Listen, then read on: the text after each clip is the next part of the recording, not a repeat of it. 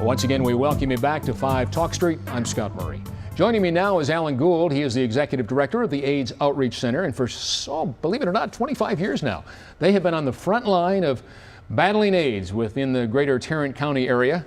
Thanks for all you continue to do, Alan. Thanks, Scott. Good to see you. Good to be here. Let's go back 25 years. My goodness, 1991 is when you started it all, was 86, it not? 86. 1986. And then I think you became one of the United Way. That is correct. Right, in 91. That was it. That's what I was thinking.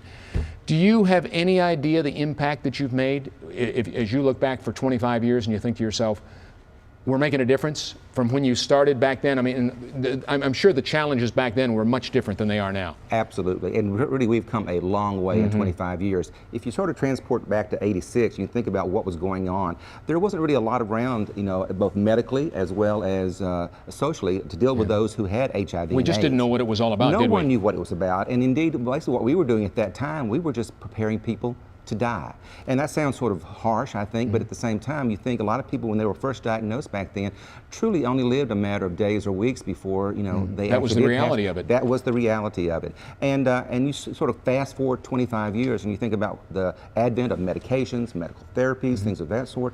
And indeed, we're now preparing people to live with this disease. It is one of those things that has really been, I think, a transition that you would think that would never have happened without the concerted effort of so many individuals right here in our own community who have done so much to help those, and certainly the medical community who has done so much as far as research and things of that sort to advance the medical care for those with HIV.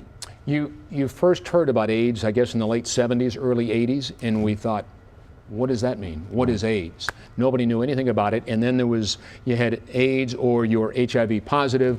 In 1991, when Magic Johnson, in the height of his career, that brought, again, great awareness to what it was, and so we learned more.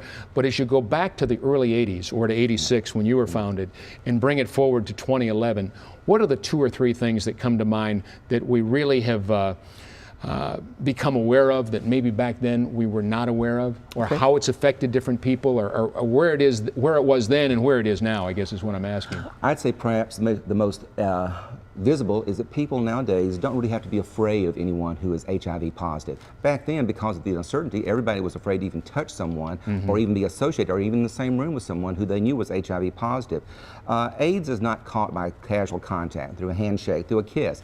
It has to be much more of an intimate relationship between 2 individuals.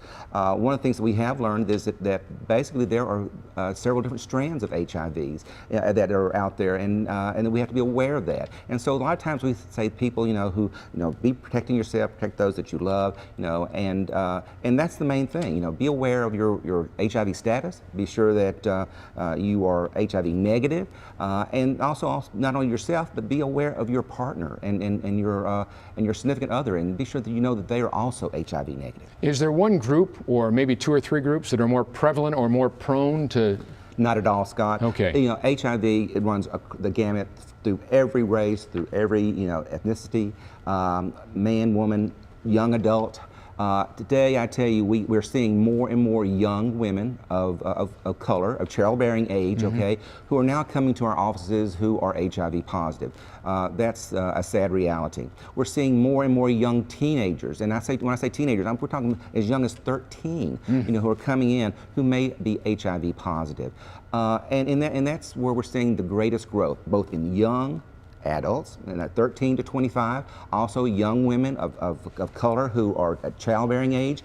And ironically, one of the, I think, statistics that we see is that we're seeing those who are over 55 coming in with greater degrees of HIV positive diagnosis. Why do you think that is? I think it probably goes back to the advent of things like Cialis, Viagra, things like that, nursing homes, people who perhaps maybe never thought they would be in a classification which would be at risk for HIV or AIDS, and they're taking risks that they probably would not have taken if they had some exposure to the education and the information that is out there to protect themselves and those that they have relationships with. So protection now is the obvious, and you say a 13-year-old, yes, promiscuous. Well, I think there was a study not too long ago that was done in Dallas County about chlamydia, which is a very, easily treated, sexual transmitted disease. And I think the numbers just sort of shocked us all because I think it was about 65% of all those were under the age of 18. So if you, if you look at that, okay, and you think, gosh, you know, if they're out there, you know, then evidently they are having unprotected sex because they're getting, so they are at risk, not just for chlamydia or any other STD, but also for HIV. So I've got about 30 seconds left.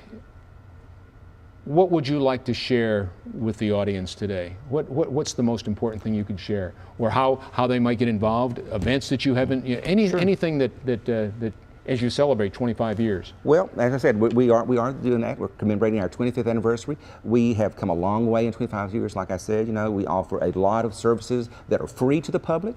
You know, have you got a website or a number you can share? Yes, please come and get on our website. It's www.aoc.org. You can find all of our services right there, our contact information. If they come and they contact us, we can get them into services very, very quickly. Like I said, they're all free of charge, and we want to be sure that people know what their HIV status is, know if they're at risk, and be sure to not only protect themselves, but those that they love.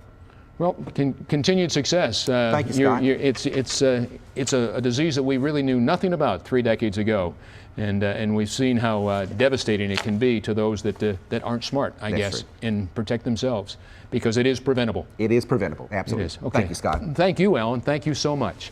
Well, that's it for this edition of 5 Talk Street. Our thanks for joining us as well. Until next time, I'm Scott Murray. Have a great day, everybody.